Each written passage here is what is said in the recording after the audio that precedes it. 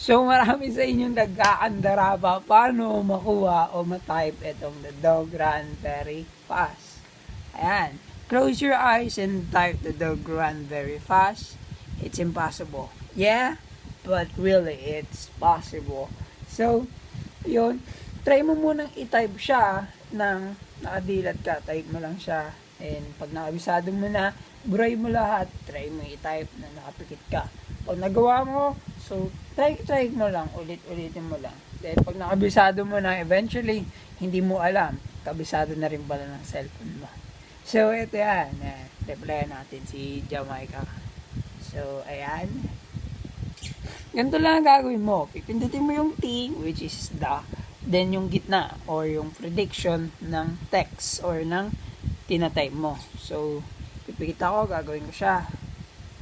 Ay, gagi. So, pagkabisado mo na talaga, ito na lang yung gagawin mo.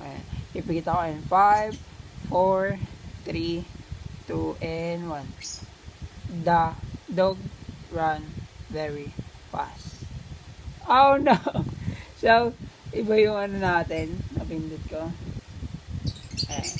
Pipindutin ko lang siya, yung gitna T, and yung gitna yung prediction.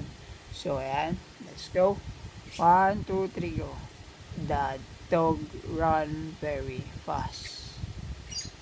Fast, di ba? So, lagyan natin siya ng emoji. Ayan. The dog run very fast. Di ba? Ganun lang kadali. Huwag kayong magkandara pa.